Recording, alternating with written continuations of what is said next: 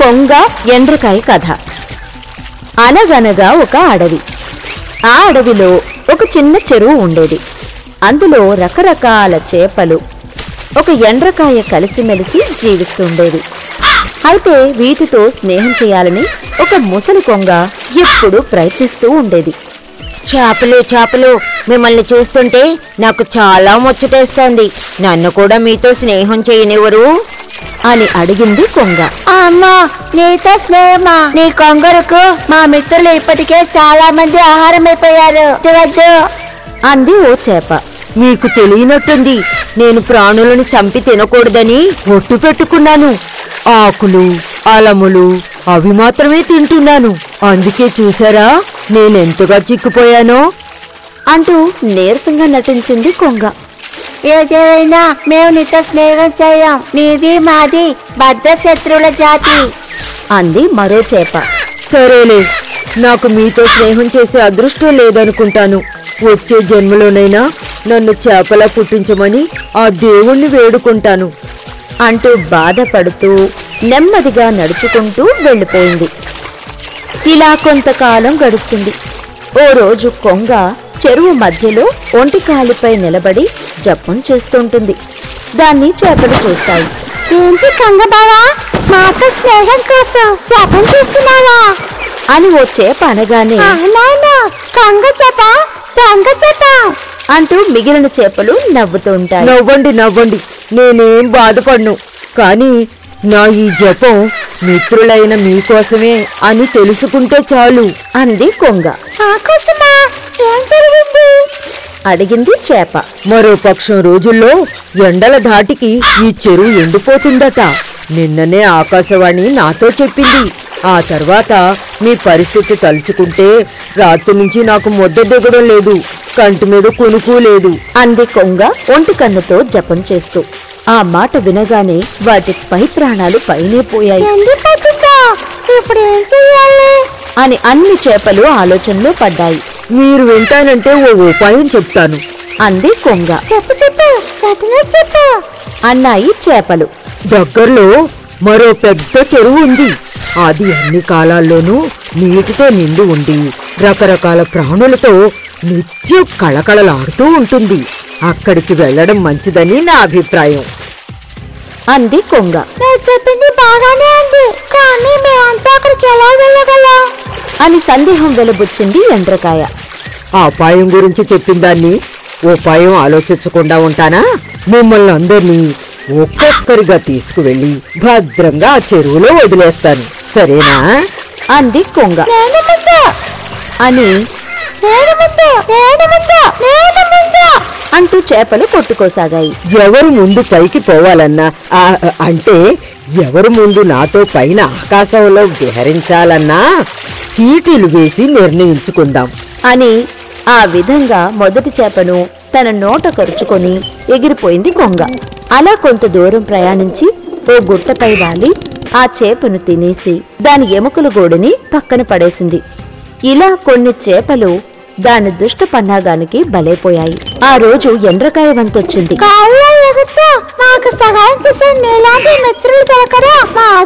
అంది ఎండ్రకాయ. అవునవును, మీ వంటి బుద్ధిహీనులు దొరకడం నా అదృష్టం కూడా అని పగలబడి నవ్వుతూ గాల్లో చక్కర్లు కొడుతూ, వినండహో, రోజు చేపలను తినే కొంగ ఈ రోజు ఎండ్రకాయ తినబోతుందహో అంటూ గట్టిగా అరిచింది కొంగ. అప్పటికే నేల మీద తన మిత్రుల ఎముకలను చూసిన ఎండ్రకాయకు కొంగ తమను అందరినీ నమ్మించి మోసం చేసిందని అర్థమైపోయింది. కోపంతో రగిలిపోయింది. ఒక్కసారిగా కొంగ మెడను కొరికి చంపేస్తుంది. తర్వాత చెరువుకు చేరుకుని కొంగ చేసిన మోసం మిగిలిన చేపలకు చెబుతుంది. కొందరు మిత్రులు దూరం కావడంతో అన్ని బాధపడ్డాయి. అందుకే అంటుంటారు, తీయని మాటల వెనుక ఏదో ఒక మోసం దాగి ఉంటుందని. పల్లెటూరు ఎలుక, పట్టణం ఎలుక కథ. ఒకానొక ఊళ్ళో 2 ఎలుకలు మంచి స్నేహంగా ఉండేవి. అయితే కొంతకాలానికి ఒక ఎలుక గ్రామంలోనే ఉండిపోగా 2 ఎలుక తన బంధువులు ఉంటున్న పట్టణానికి వెళ్ళిపోయింది. అలా కాలం వాళ్ళిద్దరినీ వేరు చేసింది. ఒకరోజు పట్టణం ఎలుక పల్లెటూరికి వచ్చింది. పట్టణం నుంచి వచ్చిన తన మిత్రుని చూసి పల్లెటూరి ఎలుక చాలా సంతోషించింది. రా మిత్రమా రా, ఎన్నో రోజులుగా నిన్నే తలుచుకుంటూ నీకోసమే ఎదురు చూస్తున్నాను అని తన ఇంటికి తీసుకువెళ్లి తనకు ఉన్నంతలో అతిథి మర్యాదలు చేసింది. ఆహారంగా కొన్ని పండ్లు, మొక్కజొన్నలు, జున్ను ముక్క పెట్టి ఎంతో మర్యాద చేసింది. పట్టణం ఎలుక మట్టుకు వాటిని చూసి, ఇదేంటి, నువ్వింకా ఇది తినే బతుకుతున్నావా? పళ్ళేమో మాగిపోయాయి, మొక్కజొన్న పొత్తులు మట్టి వాసన వస్తున్నాయి, జున్ను తాజాగా ఏమీ లేదు. సరే, నా మాట విని నాతో పట్నం వచ్చి అక్కడ రోజు విందు భోజనం తినొచ్చు. ఎంతకాలం ఇలా పేదరికంలో గడిపేస్తావు అని సలహా ఇచ్చింది. ఈ మాటలు విన్న పల్లెటూరి ఎలుకకు పట్నం వెళ్లాలనే ఆశ కలిగింది. 2 ఎలుకలు రాత్రంతా ప్రయాణం చేసి పట్నం చేరుకున్నాయి. బాగా ఆకలి మీదున్నాయి. పట్నం ఎలుక గర్వంగా తను ఉంటున్న ఇంట్లో వంటగదికి తీసుకువెళ్ళింది. అక్కడ ఇంట్లో వాళ్లు వండుకున్న భోజనం పల్లెల్లో పండగ రోజు తినే విందు భోజనంగా అనిపించింది. రకరకాల తాజా పండ్లు, బ్రెడ్లు, సాసులు, జ్యూసులు, ఒకటేమిటి బోల్డన్ని రకాలు. నువ్వు నిజమే చెప్పావు మిత్రమా, వీటిని చూస్తుంటే నోరు ఊరిపోతోంది. మా ఊర్లో ఎప్పుడో పండగలకు తప్ప ఇలాంటివి వండుకోరు. పొద్దునే పొలానికి వెళ్లే అడవుడిలో సద్దనం తిని వెళ్ళిపోతారు. ఇవి చాలా బాగున్నాయి అని అంటూ ముందు ఏం తిందామా అని చుట్టూరు చూసుకుంది పల్లెటూరి ఎలుక. ఎలుకలు భోజనం ముట్టుకునే లోపల ఒక భయంకరమైన శబ్దం వినిపించింది. పల్లెటూరి ఎలుక కంగారు పడి, ఆ చప్పుడేంటి అని అడిగింది. ఇంటి కుక్కలు వస్తున్నాయి, త్వరగా దాక్కో అని అంటూ పట్టణం ఎలుక ఒక రంధ్రంలోకి దూరింది. వెంటనే పల్లెటూరి ఎలుక కూడా దూరింది. ఇలా ఎంతసేపు?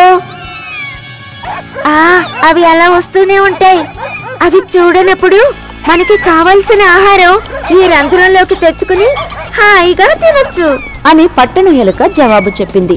ఇది విన్న పల్లెటూరి ఎలుక, ఛీ, ఇదేం జీవితం, భయపడుతూ విందు భోజనం తినే కన్నా ప్రశాంతంగా మనకున్నది తినడమే మేలు అని ఆలస్యం చేయకుండా వెంటనే తన ఊరికి వెళ్ళిపోయింది. అందుకే అంటారు, ఉన్నంతలో తృప్తి పొందడానికి మించినది మరొకటి లేదు అని. లేదా పరిగెత్తి పాలు త్రాగే కన్నా నిలబడి నీళ్లు త్రాగడం మేలని.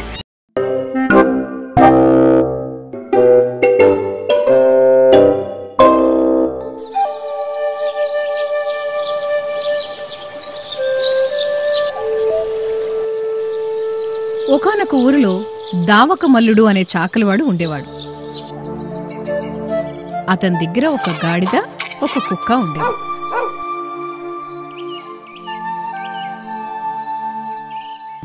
ఆ దామక మల్లుని ఇంట్లో ఒక రాత్రి ఏం జరిగిందంటే,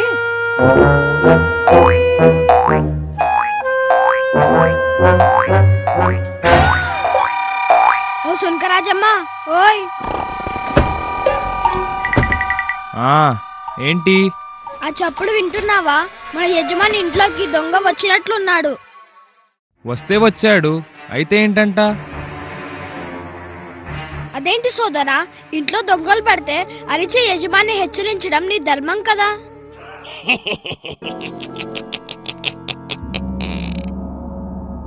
నిజమే, కానీ నా దృష్టిలో యజమానిగా అతని ధర్మాన్ని అతను నిర్వర్తించడం లేదు.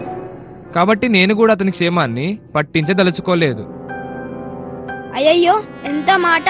అంత మంచివాడిని పట్టుకొని అంతలేసి మాటలంటావా? ఏం మంచయ్యా, రోజు నువ్వు చెరువు దగ్గరికి బట్టలు మోసుకుపోతున్నావు. నువ్వు చేసే పని కనిపిస్తోంది కాబట్టి నేను దుక్కలా మేపుతున్నాడు. కానీ నిద్ర మానుకుని నేను కాస్తున్న కాపలా అతనికి కనిపించడమే లేదు. అందుకని నాకు మాత్రం ఏదో 4 మెతుకులు మిగిలితే పెడుతున్నాడు, లేకపోతే అది లేదు. నాకు అరవడానికి కూడా ఓపిక లేదు. పో. అయ్యో, అలా అనవద్దు. ఇది పగ తీర్చుకోవాల్సిన సమయం కాదు. లే, ఒక్కసారి నువ్వు బిగ్గరిగా అరిచావంటే యజమాని మేల్కొంటాడు. చూడు, నువ్వు ఎంత మొత్తుకున్నా నా మనసు కరిగేది లేదు. ఆకలితో మాడి మాడి నా మనసు కూడా మొద్దుబారిపోయింది. బండ చాకరీ చేసే నీకు యజమాని మీద బండెడు ప్రేముంటే నువ్వే ఏదోటి చేసుకో.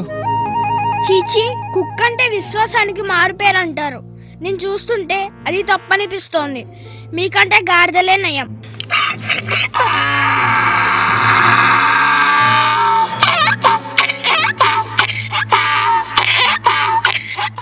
ఓయ్ గాడిద, పగలంతా ఊర్లో జనాలందరి బట్టలు ఉతికి ఉతికి నేను అలిసిపోయి పడుకుంటే నా నిద్రనే భంగం చేస్తావా? నిన్నిలాగే వదిలేస్తే రోజు నా నిద్ర ఇలాగే చెడగొడతావు. అలా ఆ యజమాని దుడ్డు కర్రతో గాడిదని చావుబాస్తాడు. అందుకే అన్నారు ఎవరు చేయాల్సిన పని వాళ్ళు చేయాలని. అత్యుత్సాహానికి పోయి ఎవరో చేయాల్సిన పనిని మనం చేస్తే ఈ గాడిదలాగే చావు దెబ్బలు తినక తప్పదు. తోలు కప్పుకున్న గాడిద. చాలా చాలా రోజుల కిందట ఓ గాడిద ఉండేది.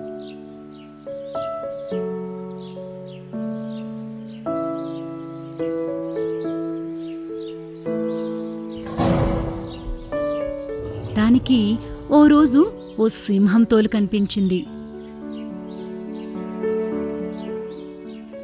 వెంటనే ఆ సింహం తోలుని కప్పేసుకుంది గాడిద. సింహం తోలు కప్పుకున్న గాడిదని చూసి అంత సింహమే అనుకున్నారు.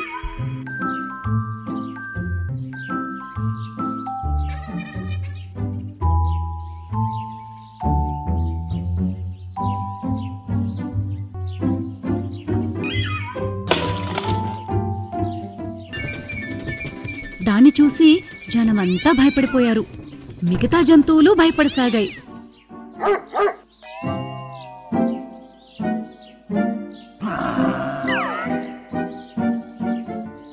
దాంతో ఆ గాడిద నిర్భయంగా తిరగడం మొదలుపెట్టింది.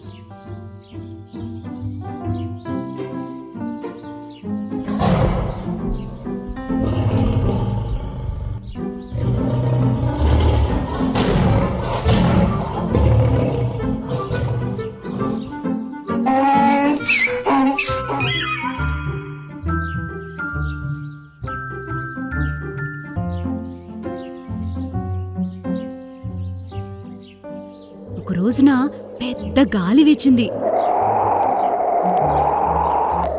ఆ గాలికి గాడిద మీద ఉన్న సింహం తోలు కాస్త ఎగిరిపోయింది. ఇంకేముంది, గాడిద రహస్యం కాస్త బయటపడిపోయింది. ఇన్నాళ్ళు ఈ గాడిదని చూసి సింహం అనుకున్నామే అంటూ జనం ఆ గాడిదని ఊర్లోంచి తరిమి పారేశారు. బంగారు గొడ్డలి కథ. ఒకానొక ఊళ్ళో రామయ్య, కనకయ్య అనే ఇద్దరు మిత్రులు ఉండేవారు. రామయ్య నిజాయితీపరుడు కాగా కనకయ్య అత్యంత ఆశపరుడు. ఇద్దరూ ఊరికి ఆనుకుని ఉన్న అడవిలోకి వెళ్లి కట్టెలు కొట్టుకొచ్చి అమ్మి జీవనం సాగిస్తుండేవారు. ఒకరోజు రామయ్య కట్టెలు కొడుతుండగా గొడ్డలి జారి పక్కనే ఉన్న నదిలో పడిపోయింది. తన జీవనాధారమైన గొడ్డలి పోయిందని అతడు నది ఒడ్డున కూర్చుని ఏడుస్తుంటాడు. అయ్యో, నా గొడ్డలి నీటి పాలయిందే. నాకున్న ఒక్కగానొక్క జీవనాధారం అదే కదా. ఇప్పుడు నేను ఏం చెయ్యాలరా దేవుడా అంటూ రామయ్య బలబలా ఏడ్చాడు. అతని దుఃఖాన్ని చూసి ఆ నది దేవత ప్రత్యక్షమై ఏం జరిగిందని అడిగి తెలుసుకుని నది దేవత వెంటనే నదిలో నుంచి ఒక బంగారు గొడ్డలి తీసి, ఇది నీదేనా అని అడిగింది. వెంటనే నాది కాదు అని అన్నాడు. ఇది దేవత ఈసారి వెండి గొడ్డలు తీసి నీదాని అడిగింది. నాది కాదు. అది కాదంటాడు.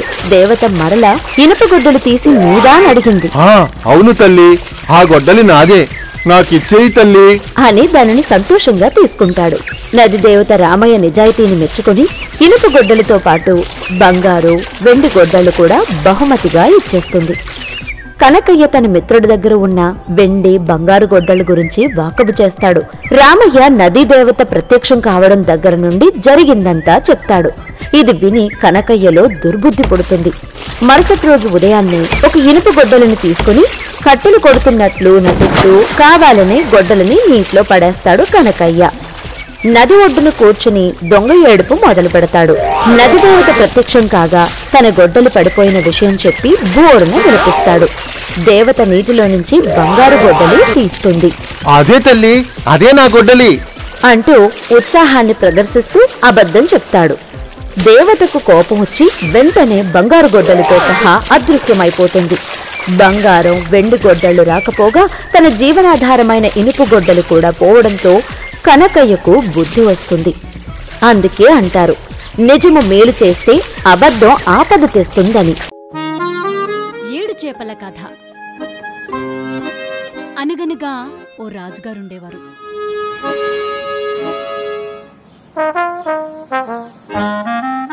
ఆ రాజుగారికి 7 కొడుకులు.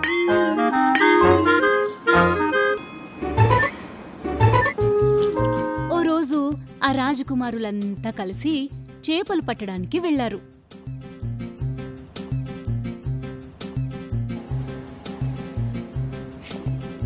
తలా ఒక చేపని పట్టారు. అలా పట్టిన చేపల్ని ఎండపెట్టగా ఒక్క చేప మాత్రం ఎండలేదు.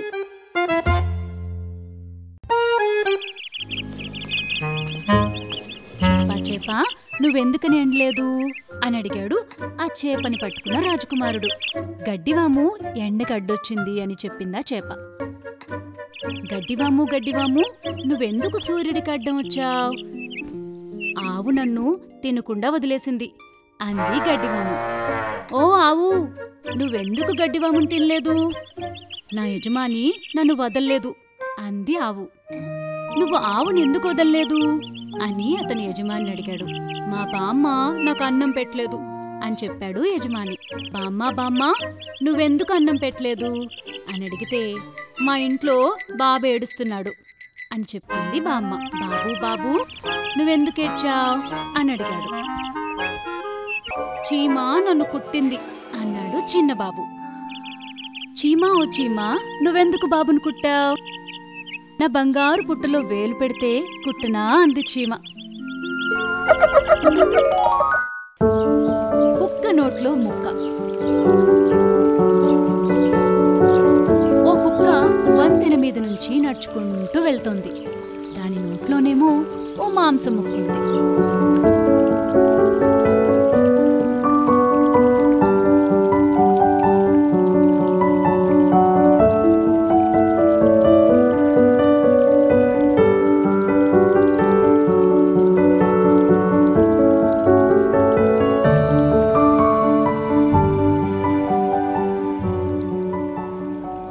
అకస్మాత్తుగా ఆ కుక్కకి నీటిలో తన నీడ కనిపించింది. ఆ నీడ వేరే కుక్కదేమో అనుకుందది. అంతే, తన నీడను చూసి తానే మొరగడం మొదలుపెట్టింది. అంతే, దాని నోట్లో ఉన్న మాంసం ముక్క కూడా నీటిలో పడిపోయింది.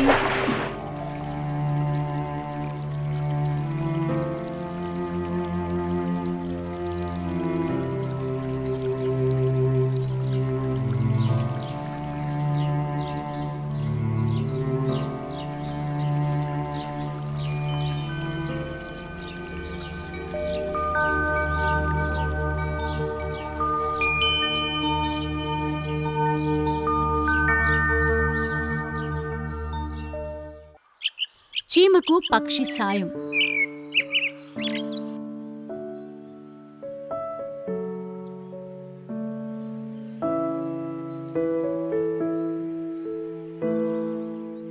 చాలా రోజుల క్రితం ఓ పక్షి, ఓ చీమ ఉండేవి.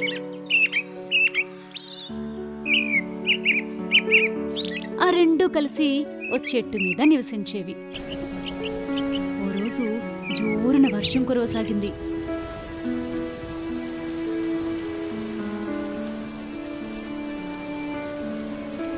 ఆ వర్షానికి చీమ కాస్త కొట్టుకుపోయింది.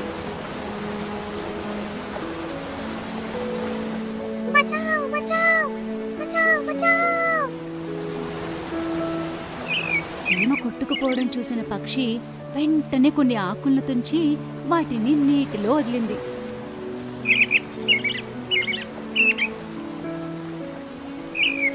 నీళ్లలో కొట్టుకుపోతున్న చీమ వాటిలోని ఓ ఆకు మీదకి చేరుకుని తన ప్రాణాలు దక్కించుకుంది. కొన్నాళ్లకు ఓ వేటగాడు అడవిలోకొచ్చాడు. ఆ వేటగాడి కన్ను పక్షి మీద పడింది. వెంటనే దాన్ని చంపేందుకు తన విల్లుని పైకెత్తాడు. ఇది చూసిన చీమ వెంటనే ఆ వేటగాడి కాలి మీద కుట్టింది. అంతే, ఆ వేటగాడి బాణం గురి తప్పింది. పక్షి కాస్త హాయిగా ఎగిరిపోయింది. తెలివైన కోడి. అనగనగా ఓ నక్క. అది తెగ ఆకలిగా ఉంది. ఏదైనా ఆహారం దొరుకుతుందేమో అని తిరగసాగింది.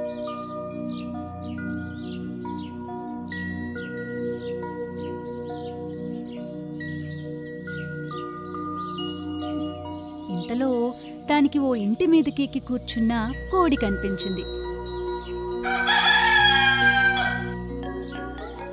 ఆ కోడిని ఎలాగైనా కిందకి దించాలనుకుంది నక్క.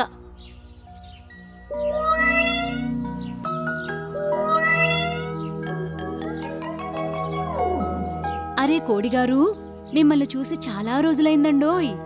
ఏంటో ఈ మధ్య బాగా చిక్కిపోయినట్లుగా ఉన్నారు, బాగా నీరసంగా కూడా కనిపిస్తున్నారు. ఒక్కసారి ఇలా కిందకి రండి, మీ నాడి చూసి ఆరోగ్యం ఎలా ఉందో చెప్తాను అంది నక్క ఎక్కడ లేని ప్రేమను కురిపిస్తూ. నిజమే నక్క బావా, నేను చాలా నీరసంగా ఉన్నాననుకో. ఇంత నీరసంలో నేను కిందకి కూడా దిగిరాలేను అంటూ జవాబిచ్చింది తెలివైన కోడి. కోడి తనకంటే తెలివైందని నక్కకి అర్థమై నిదానంగా అక్కడి నుంచి తప్పుకుంది. మరి ఇలాంటి మంచి మంచి పద్యాలు, పాటలు, కథలు చూడాలనుందా? ఇంకెందుకు ఆలస్యం, వెంటనే మీ అమ్మా నాన్నలకు చెప్పి మాకు సబ్స్క్రైబ్ చేయించరా? ఈలోగా మేము మీకోసం బోలెడు వీడియోలను తయారు చేసే ప్రయత్నంలో ఉంటాం. అంతవరకు సెలవా మరి, టాటా.